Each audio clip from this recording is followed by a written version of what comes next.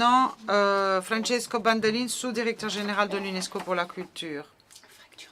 Io, Alfredo Mantica, signor direttore generale delle biblioteche e degli istituti culturali e dei diritti d'autore Maurizio Fallace, signor presidente della Commissione nazionale italiana per l'UNESCO Gianni Puglisi, ambasciatore Maurizio Serra, il nostro rappresentante all'UNESCO. Monsieur le Président de la région de Lombardie, Monsieur le sous-secrétaire d'État pour les affaires étrangères, Monsieur le Président de la Commission nationale italienne pour l'UNESCO, Excellences, Mesdames et Messieurs. Au nom de la directrice générale de l'UNESCO, je souhaite adresser la bienvenue de l'UNESCO à vous tous à ce deuxième forum mondial de l'UNESCO sur la culture et les industries culturelles qui se déroule ici dans ce magnifique scénario de la Villa Reale di Monza. Mes remerciements vont également à la région Lombardie, Monsieur le Président Formiso Merghiloni qui nous a quittés malheureusement, mais avec qui nous avons eu plusieurs échanges. Je le remercie pour sa générosité et son hospitalité et que nous devons la tenue de ce forum, sans oublier tous les autres qui, pendant ces 2 ans de travail, se sont dédiés au succès de cette initiative. Et en particulier, je voudrais remercier M. Bouchemi qui nous a appuyés pendant tout le cours de la préparation de ce forum et l'assesseur Zanelli qui avait été le protagoniste du forum précédent. En tant que fonctionnaire international, je devrais me servir des langues officielles et donc je vais parler maintenant en français. Une grande joie ce matin que l'UNESCO honore encore une fois l'une de ses missions fondamentales inscrite dans son acte constitutif, la promotion des idées par les mots et par l'image, donc par l'écrit, les livres et par tout autre support destiné à l'accompagner et parfois à le remplacer. Dans ces domaines, beaucoup de choses sont en cours d'évoluer sous nos yeux de façon rapide et profonde. Face à ces transformations, nous sommes appelés à nous interroger et nous poser des questions fondamentales, parfois inquiétantes. Notre temps, d'ailleurs, est plein d'incertitudes dans beaucoup de domaines. Et donc, même dans ces domaines, il y a beaucoup de questions ouvertes qui se posent. Qu'est-ce que liront nos enfants? Que seront les supports de la lecture? Comment on continuera la lutte à l'analphabétisme? Comment la lecture et l'écriture changeront? Quel sera le destin des journaux, du lit, de l'écrit?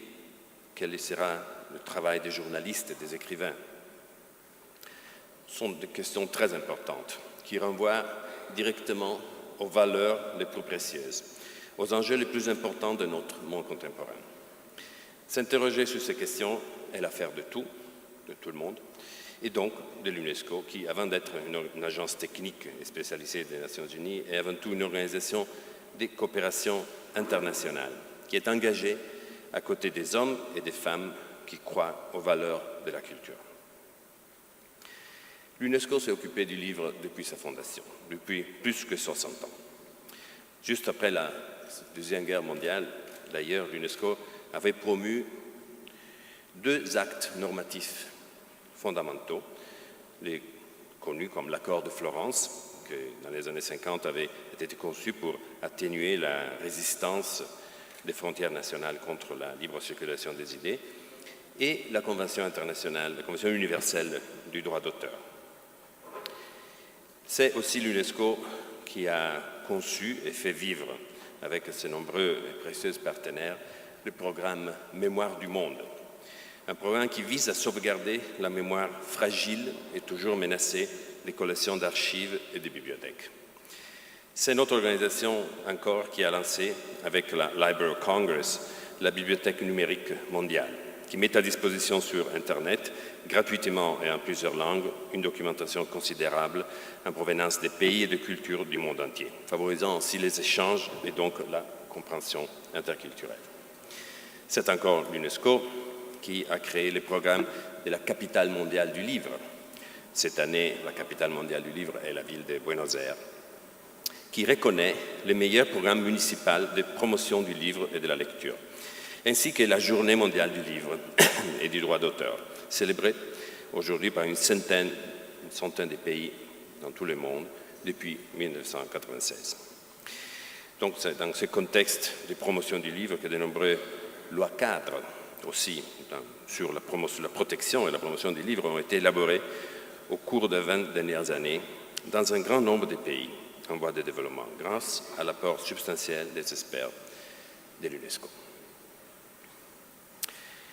Ladies and gentlemen, this Mesdames et messieurs, ce deuxième forum mondial de la culture et de l'industrie culturelle qui s'adresse à l'avenir des livres et de l'écriture est une partie intégrale de cet effort de long terme qui est impliqué différentes générations dans un engagement éthique sur une échelle mondiale, universelle, qui a été la création de l'UNESCO il y a 60 ans. Pour nous, les technologies de lecture et les pratiques de la lecture ont un impact sur le cours de la qualité de la vie du monde entier. L'économie, les droits d'auteur et les librairies sont les 3 points d'entrée que nous avons choisis en collaboration avec les personnalités qui ont organisé le comité scientifique de ce forum pour la base de notre réflexion pour faire en sorte que ceci soit lié à la révolution économique, sociale et culturelle au plan mondial. Permettez-moi de profiter de cette occasion de remercier Milagros de Corral, qui est la présidente de Focus 2011, comité scientifique, qui a accepté justement de présider ce comité scientifique. Et je la remercie pour son aide, ainsi que les collègues à Paris et Milan qui nous ont aidé à organiser cette conférence. La révolution numérique transforme la structure des prix et change le rôle des professionnels et des investisseurs. Le modèle économique associé aux techniques d'édition et d'impression qui avait été introduite au XVe siècle est terminée. L'argent n'est plus utilisé de la façon dont il était utilisé de la façon traditionnelle et ceci a des implications importantes en termes d'accès à la lecture. Quand on en vient aux droits d'auteur, la révolution numérique porte des questions complexes pour l'application de ces principes de publication, celles qui ont été au dernier siècle.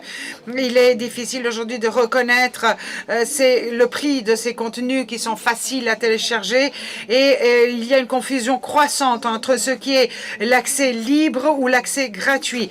De demander aux auteurs d'abandonner leurs droits économiques est certainement n'est pas une bonne solution. Évidemment, les librairies sont réceptives aux nouvelles technologies, mais elles sont souvent forcées à trouver de nouvelles façons de découvrir la façon de sauvegarder des collections et d'organiser l'accès à la lecture. Et elles doivent entrer dans cette terra incognita du monde numérique qui est plein de surprises et de risques. Évidemment, malgré sa longue expérience dans ce domaine, l'UNESCO n'a pas de préjugés et n'a surtout pas de réponse pratique durable aux défis auxquels nous faisons face aujourd'hui. L'UNESCO fournit une plateforme d'échange et de dialogue et ce que nous voulons faire tout d'abord, c'est d'écouter et de faciliter le développement d'une vision partagée qui autrement ne pourrait être que partielle, fragmentaire et contradictoire. Alors, en ligne avec la constitution de l'organisation, nous nous engageons à écouter avec attention et à résumer ce qui sera discuté pendant ces 3 jours de travail ici à Monza. Et mercredi, à la clôture de ce forum, nous essaierons de présenter une conclusion et un résumé des discussions qui nous permettra d'avoir une nouvelle perspective et de faire face à l'avenir avec plus d'idées, avec plus d'options. Messieurs, mesdames les participants, vos excellences, mesdames et messieurs, pour conclure mon intervention, je vous souhaite un bon travail, que vos travaux soient fructueux et constructifs. Merci.